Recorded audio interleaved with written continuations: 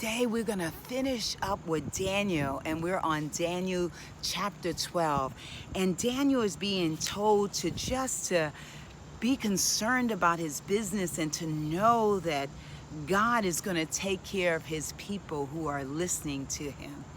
And so let us read that today, beloved. It says in Daniel chapter 12, it says, "At that time, Michael, the great heavenly prince, the great defender and guardian of your people will arise. Then the world will enter a time of distress unlike any in history, an hour of anguish greater than any nation has ever known." Sounds like what we're in now, huh?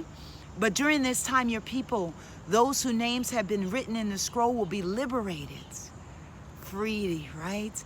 "And many who sleep the sleep of death in the dust of the earth will awake, some to eternal life with the Lord, and others to utter shame and eternal disgrace far from him. Those who are wise will shine as bright as the sky at midday, and those who make the many righteous will shine as the stars forever and ever. And as for you, Daniel, keep these visions, and their meaning is secret. Write them down, what you have seen and heard, and seal the scroll until the time of the end.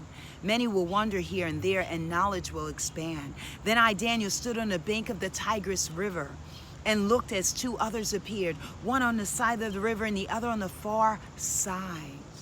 One of them spoke to the man dressed in linen clothing who was upstream.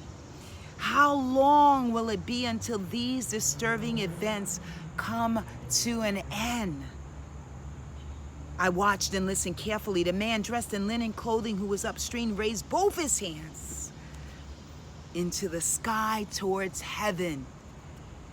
He swore an oath by him who lives eternally that these disturbing events would last for a time and times and half a time, and that when the shattering of the power of God's holy people come to an end, then all of this will be over." I heard what he said, but could not understand its meaning. "My Lord, how long will all of this come out in the end?" "It is a time for you to go on your way, Daniel, for the words must be kept secret and sealed until the time of the end. Many will keep themselves pure and clean and refined despite the pressures of these times. But those who are wicked will continue their wicked ways, and none of them will ever understand. But those who are wise will. From time when the daily sacrifice is prohibited and the disgusting idol that desecrates the most holy place is put into its place, there will be 1,290 days. Those who remain true to God and reach the end of the 1,335 days are sure." You hear this, beloved? Are sure, it says, to experience God's blessings. "And as for you, Daniel, and as for you, beloved, be faithful to the end of your life, and you will surely rest. But when the end of the days arrives, you will rise again and receive the inheritance allotted for you." Beloved, go knowing today that your blessings are sure, and that to continue to be faithful until the end of your life, no matter what is going on in these days that are considered as unprecedented. Go and know that God's blessing awaits you.